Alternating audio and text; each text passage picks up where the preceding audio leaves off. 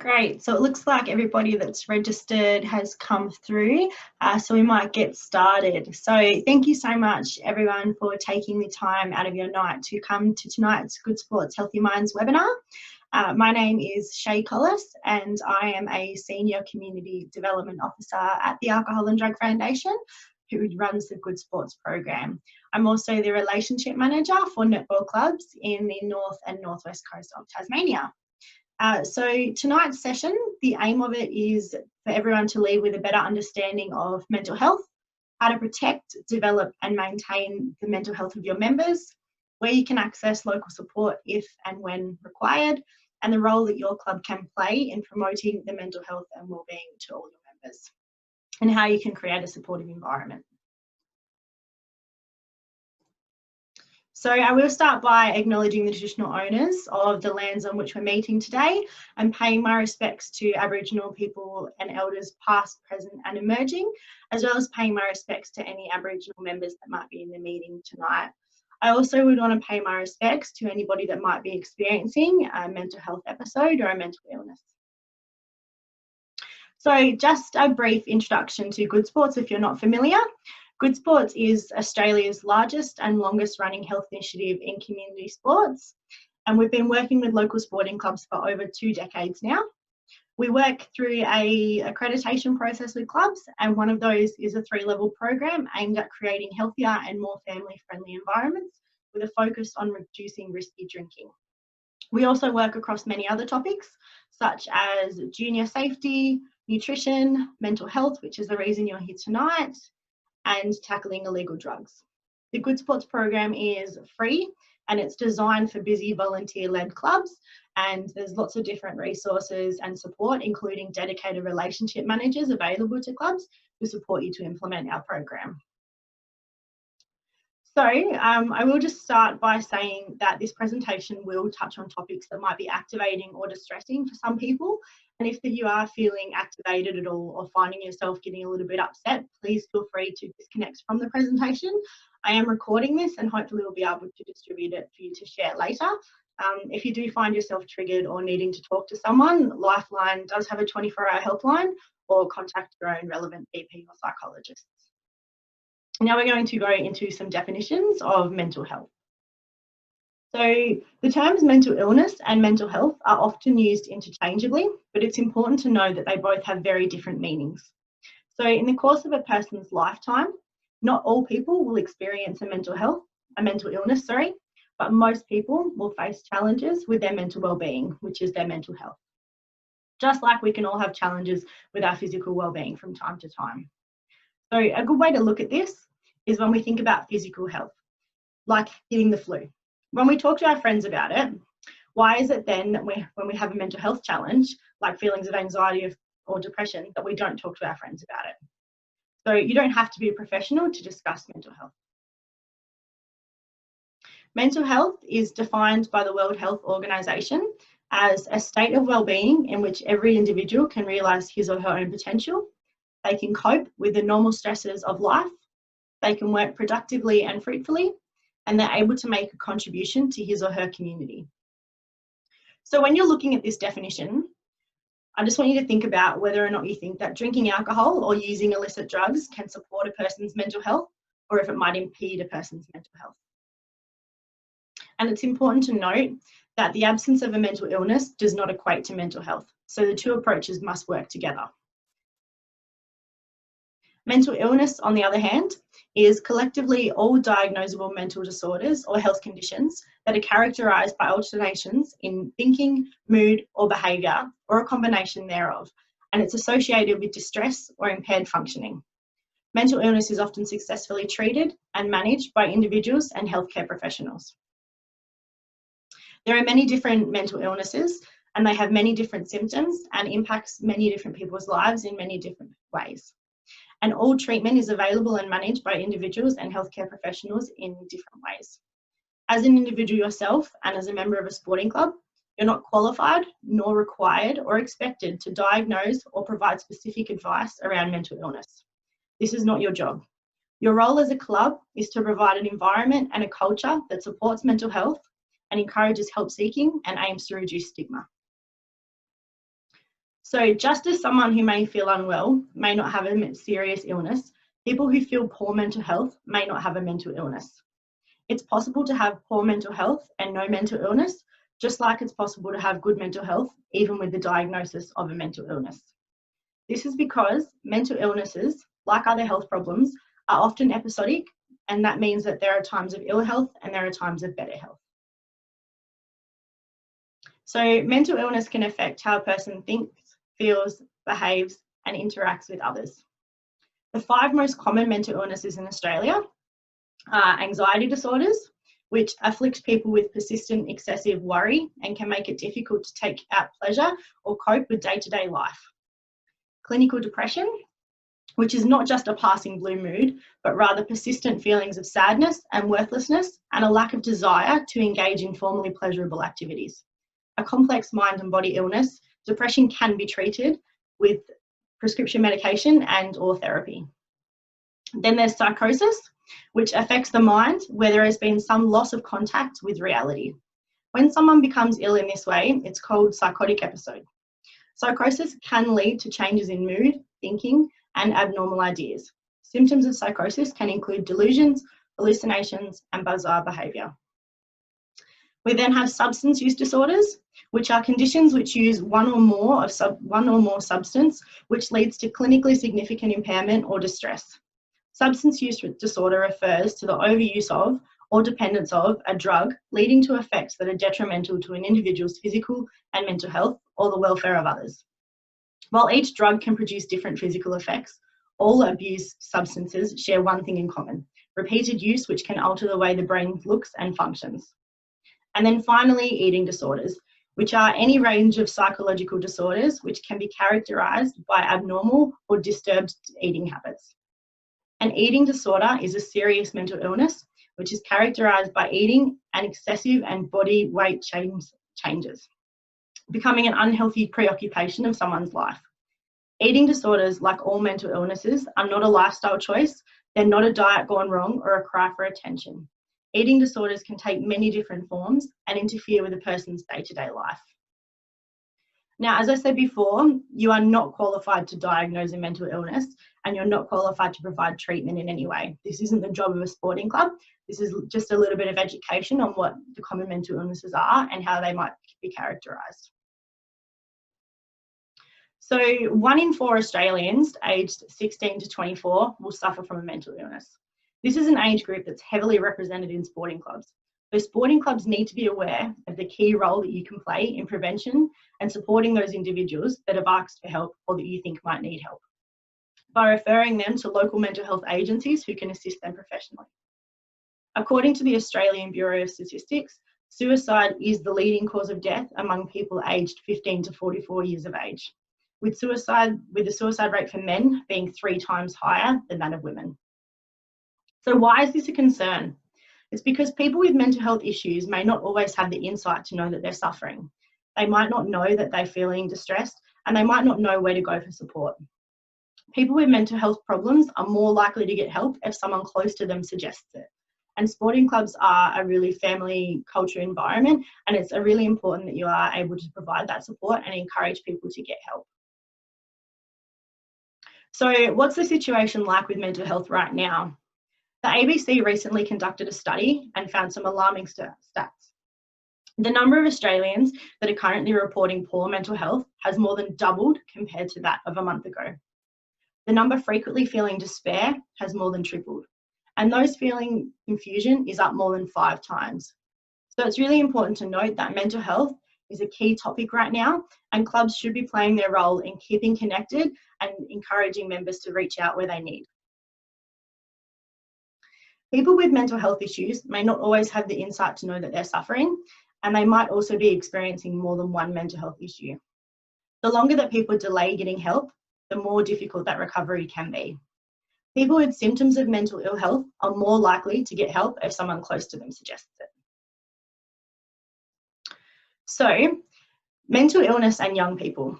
Of the Australians aged 16 to 24 years old with a mental illness, 15.4 of those have experienced anxiety and 6.3% have experienced a depressive disorder. So there's many different issues that most commonly concern young people. And I'd just like you guys all to take a second to think about what's happening in the life of a 16 to 24-year-old that you think will particularly increase the risk of developing the symptoms of mental ill health.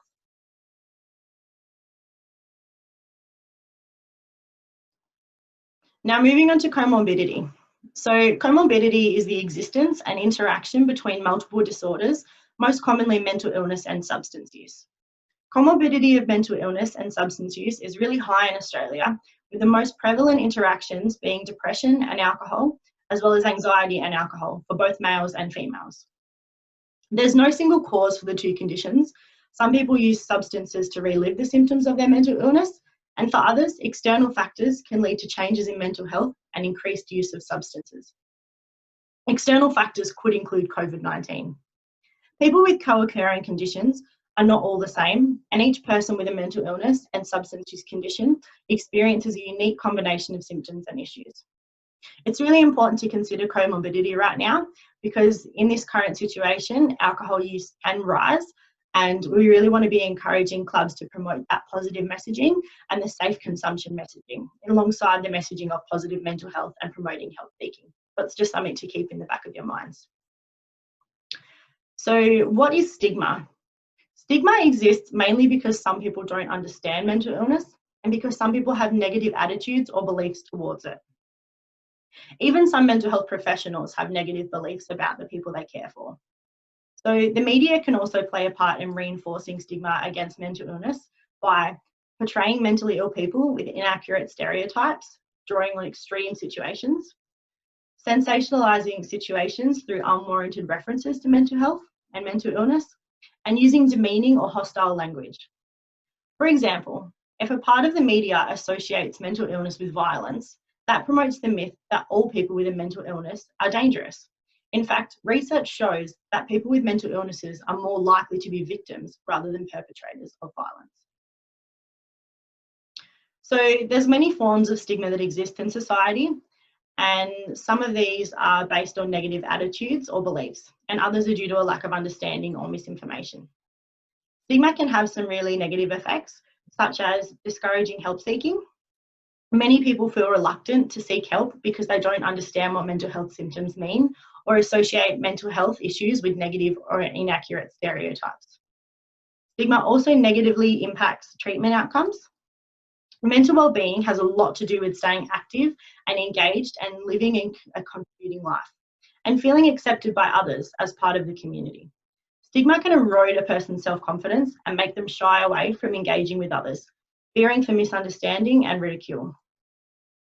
A study by the Mental Health Council of Australia found that 85% of Australians with a mental health issue were worried about how other people would view them unfavourably because of that experience. Stigma also promotes discrimination. So fear and ignorance contributes to discrimination, making it hard for people to do things such as find work or a place to live, or even just be accepted as a valued member of their community. Again, the Mental Health Council of Australia study found that 71% of people with a mental illness had been treated as less competent after revealing their mental illness to other people. And finally, stigma can cause isolation. The fear of negative attitudes and community misunderstanding can cause people to withdraw from society. As well as being distressing, social isolation and a low level of interaction with others and loneliness can make it harder for people to cope, reducing the likelihood of seeking and reaching out to support services. Social isolation and withdrawal not only impacts the individual, but it can also impact the community. As if people stop talking about mental health and wellbeing in their communities, we'll lose the opportunities to collectively understand, empathise and act. So how do we create a supportive environment? Firstly, working with Good Sports. So a Good Sports Healthy Minds Club aims to do a few different things. Firstly, promote mental health. Secondly, work to reduce stigma. And thirdly, work to encourage help seeking of their members. What you do as a club really matters, and it can help everyone. There's a number of different factors, both social and protective and individual protective factors, that an individual requires for their mental health. Social protective factors include the presence of positive mentors and role models, such as coaches or team captains, support for development of skills and interests, such as attending training sessions or doing education online. Opportunities to engage in community activities, just like being part of your club, and a sense of belonging. Positive social norms and attitudes, clear expectations of behaviour, and physical and psychological safety. Individual protective factors include positive physical development, academic achievement and intellectual development, high self-esteem, emotional self-regulation, good coping skills and problem solving, and engagement and connection in schools, athletics, with peers, culture and religion. So what can you do as a club to support mental health? So for a person's mental health, we need to be able to express our feelings, maintain physical health, monitor drug and alcohol use, get quality sleep, spend time with friends and family, relax and enjoy our hobbies, and set realistic goals and develop new skills. Now, there's a number of actions here that clubs can take to do those things. And I think it's really important to state now that as a club, you can still do these things in an online capacity. So creating open, safe and supportive environments that encourage talking and work to reduce stigma. You can still encourage conversation through either catching up in a video capacity or having an online group chat, or maybe just encouraging people to comment back on your social media channel. Maintaining your physical health, you could be posting challenges online, encouraging members to send in videos of themselves exercising. You might be creating training regimes, etc. Third, monitoring drug and alcohol use. Good Sports have a promotional toolkit that clubs can use to promote the messaging around reducing alcohol usage and not taking drugs. So that's something that clubs can be sharing that messaging there and encouraging their members to consider the harms associated with those actions. Getting quality sleep.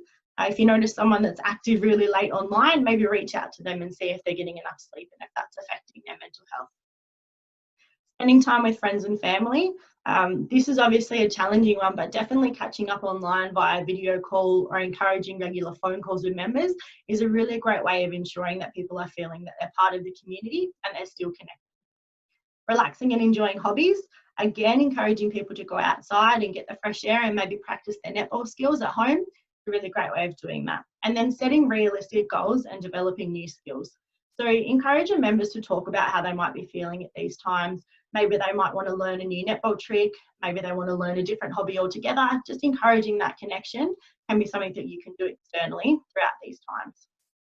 So I'm going to ask the question now, and hopefully some people might want to pop their answers in the chat section. But I just want to know what sort of things either you think are great ways to connect with members online or things that your club might already be doing, and see if you guys are sort of all on the same page or just share any ideas there. So what sort of activities do you think your club could be doing moving forward, or what sort of clubs activities are you doing right now with your club?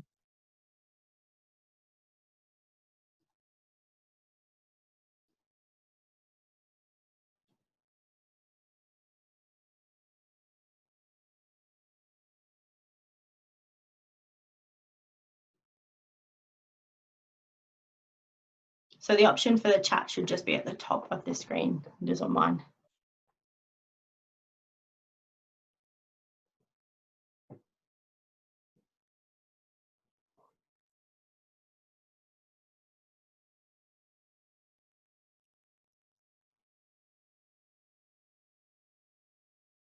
Awesome. So someone's put that their team are doing a weekly workout selfie thread and they've been posting funny photos after they work out. So that's really great. So that's encouraging the maintaining physical health.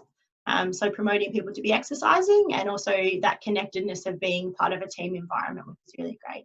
Anybody else has any other things they want to share about activities they think would be a good idea to stay connected or things that their club are doing? Feel free to pop them in. Someone else has set up 2 Zoom trainings per week to catch up with the team and train together. So that's really great, catching up over video call and encouraging that connected environment. That's great.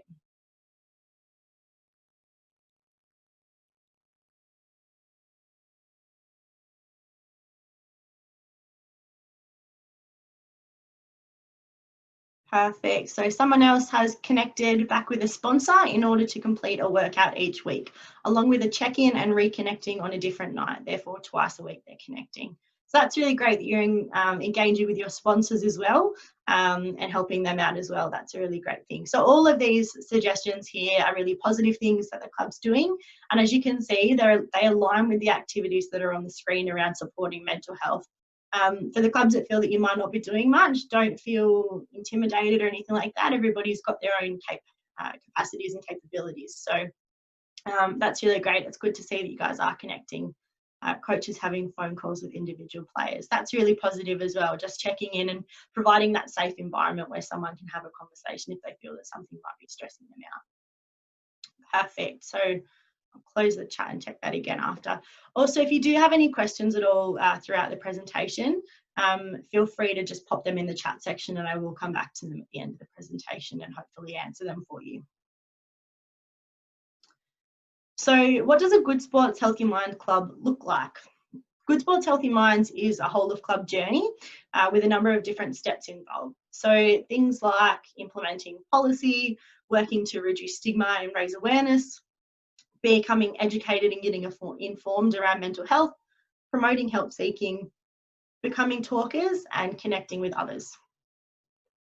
So again, it's really important to be aware of stigma, and if you can see it, know that you can change it. So stigma can be a really tricky topic to address, and highlighting stigma can sometimes make people feel stigmatized or make others feel bad for having certain beliefs and attitudes. So remember that most stigma comes from a lack of awareness. When discussing perceptions, beliefs, and attitudes about mental health and wellbeing in your club, consider your audience. This might not be an appropriate discussion to have with the whole playing base, and it might be better addressed in ongoing discussions between senior leaders that highlight the different responses happen to kinds of stigma, whether they witness it at the club or are told about it in their club environment. So how can you get educated to increase knowledge within your club?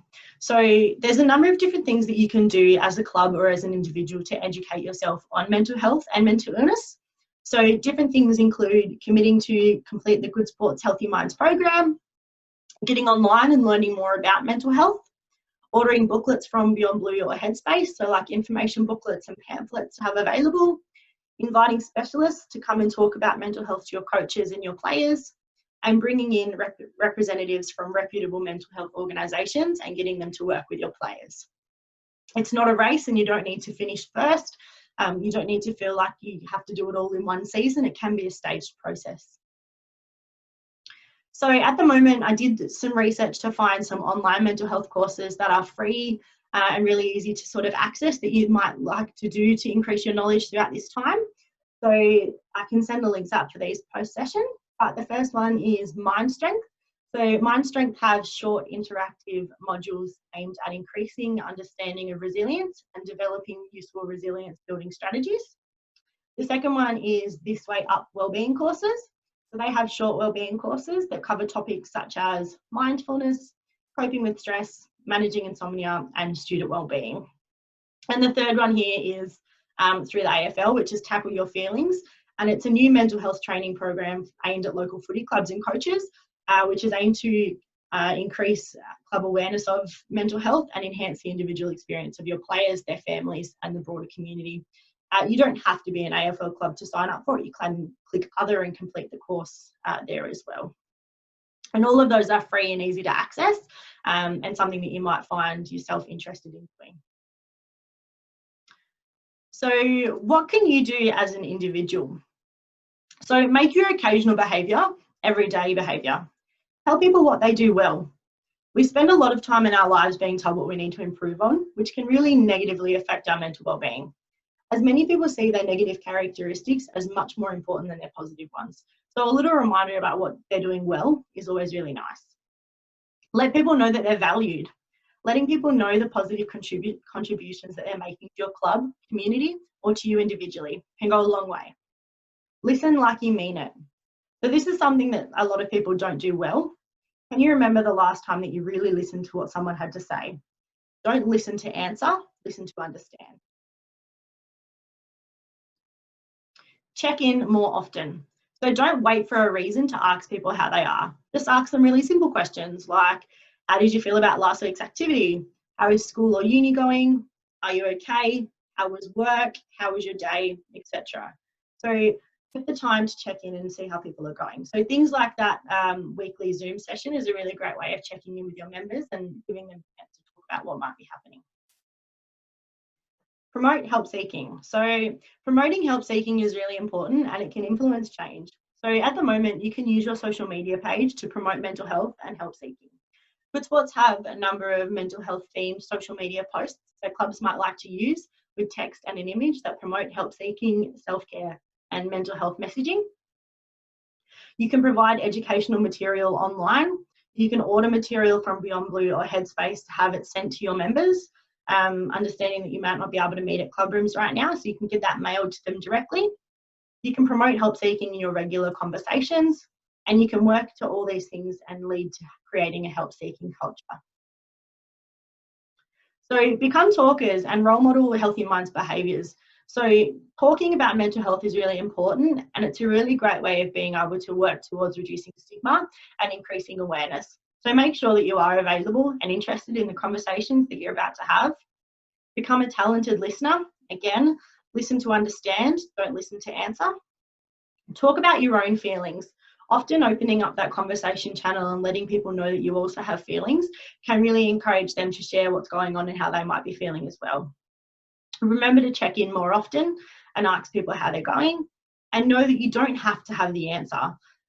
Again, like we said, you're not professionals. It's not your job to diagnose or to treat mental illness, but it is your job to create that environment that's supportive and be able to support people to find a way if they need it. So how do you have a conversation around mental health? We have a resource that we developed in conjunction with Speak Up Stay Chatty, who are a mental health organisation here in Tasmania. And it's a mental health conversations poster, which outlines basically a skeleton of how to have a mental health conversation. So there's 4 key components to having a conversation around mental health. The first of those is asking. So starting the conversation and giving the person a chance to open up and talk about how they might be feeling or what might be going on in their life. Second is understanding. So asking open and empathetic questions to understand what's going on in that individual situation.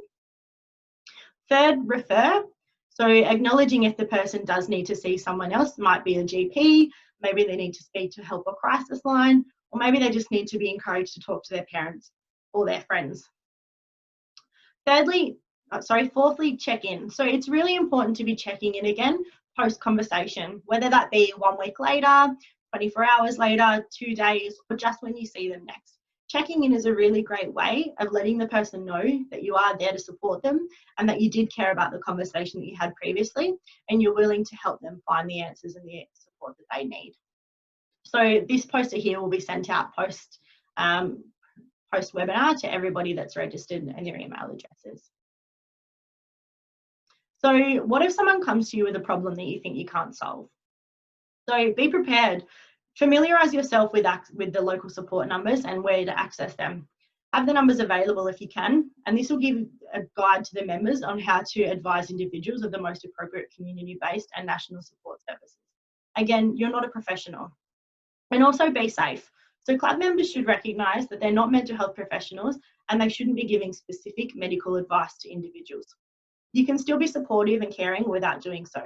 Club members should also be made aware of the services that they can contact if any information that they have heard makes them uncomfortable or causes them distress. Club members should be made aware that privacy, confidentiality, and discreet behaviour in responses to situations is essential. So it's really important to be connected and to build strong networks and relationships with service providers in your local community. So a really great idea is to identify and contact existing healthcare providers in your local community, and these may include your local GPs, counsellors, psychologists, family planning, social services, and maternal health. Consulting and collaborating with these facilities and services to build them into your mental health and wellbeing procedures will ensure that the services you're recommending are appropriate. This is a really great chance for your clubs to become more connected and respected in their local communities. So all of these services would be operating in some sort of an online or reduced capacity right now. So it's no harm in starting the conversation and seeing what sort of support they could provide to your members, should it be necessary. And then there's also online supports available. So there's a number of different places that you can refer people to for mental health and AOD support.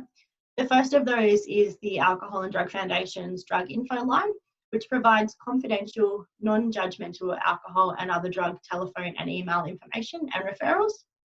Secondly, Beyond Blue, who provide mental wellbeing and support services. They also have physical handouts, a lot of online resources and chat centres, etc.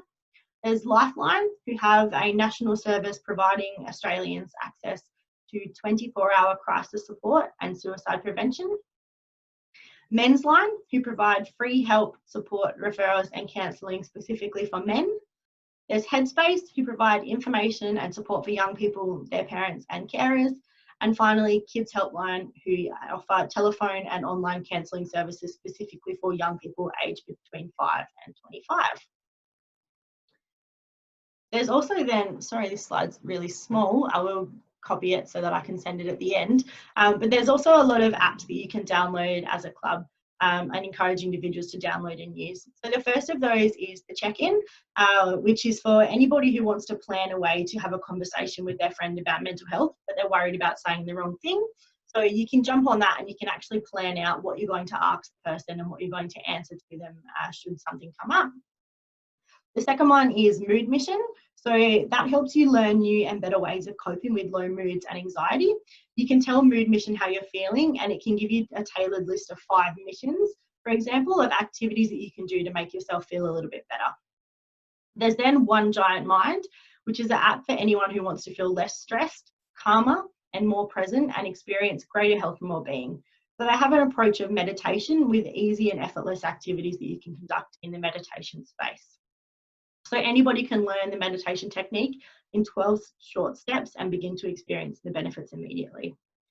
There's then the Smiling Mind app, which is also another meditation app aimed at young people, which has been developed by a team of psychologists and uses mindfulness to boost calmness, contentment, and clarity. Then there's Combined Minds, which helps families and friends find ways to support the right environment to help individuals who are affected by their own changes. So as important influences in a person's life of young people, this app provides the impact on their mental health. So it's an app aimed at carers and parents of people experiencing mental illness, and it gives them a bit of education there. And then finally, Clear Fear, which is developed by a clinician, collaborated with young people. And Clear Fear uses cognitive behavioural framework to help you change anxious thoughts and emotions and alter the anxious behaviours and calm your responses. There's a number of different apps that you can encourage your club members to download, which have all been encouraged by Reach Out and tested. So what can a club do next? So there's 3 different things that we think are a really great way for a club to start in this capacity, especially through the Healthy Minds program. The first of those is to organise a meeting with your Good Sports relationship manager. So we can catch up with either a representative from the club or the club committee, either in a phone or Zoom-based appointment, and we can talk about the Healthy Minds program, what activities you might like to complete moving forward in the mental health space, and how we can support you, as well as what resources we have available. The second step is to promote help seeking to your members and start having conversations around mental health. So as I said, I'll be sending out a range of resources to everyone that's registered tonight. You can utilise these in your social media. You can go online and get some education yourself around mental illness and how to promote that messaging. You can put it in a group chat. You can use our Speak Up So Chatty Conversations poster, etc. All of these things will promote help seeking in mental health to your members. And then thirdly, as a club, you can consider implementing our mental health and wellbeing policy. So we have a policy template here at Good Sports that you can use to implement, and that there will basically give your club a framework in how to respond to a mental illness episode, how to build relationships with local service providers, and anything else in the mental health space that you're committed to there. So these are the first 3 steps that we think clubs should take in the mental health journey. So that brings me to the end of the presentation. The contact details are on the screen for myself and for Hugh Graham, who is my southern counterpart and deals with all clubs in the southern half of Tasmania.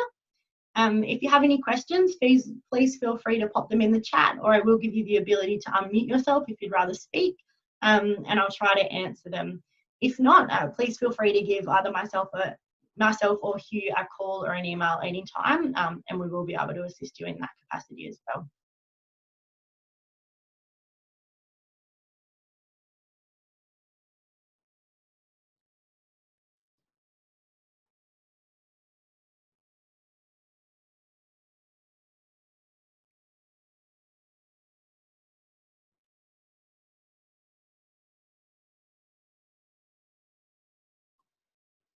Okay, so there's a question here. How do you deal with stigma within a playing group? For example, I had a team member who was struggling with their mental illness, but had not yet disclosed that with the rest of the team. Only the coaching staff were aware of the diagnosis, as she was not ready to talk to lots of people about it yet.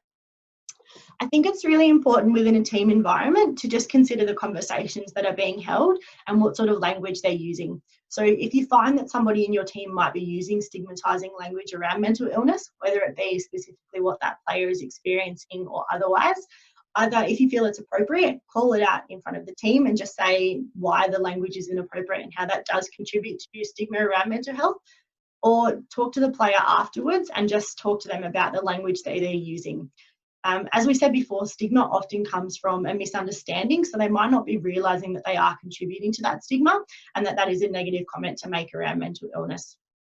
I think also normalising mental illness is really important, whether it be specifically what that player might be experiencing or not is up to you, but just talking about mental illness and making sure that your members are aware that it's okay and that they're aware that the club is there to support them should they be experiencing something and where they need to go for help. So you definitely don't have to single out the player, but just promote that positive mental illness and mental health and promote that help seeking and conversation encouraging in that space.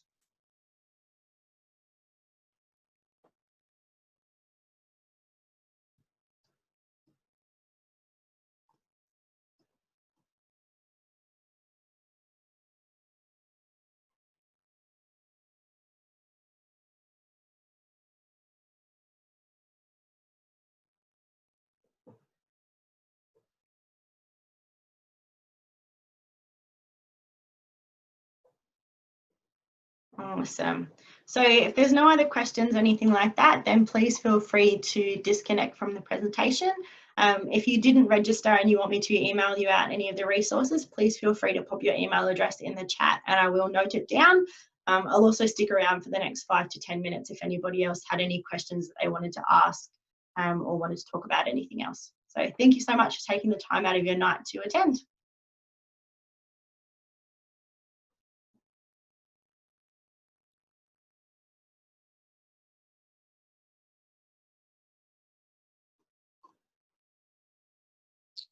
Hi, Helen here. Just wanted to say thank you. Sorry I couldn't type it. I'm on my phone, so I don't have a keyboard, so thank you. That's okay. Bye. Thank you so much, Helen. Have a great night. You too. Bye.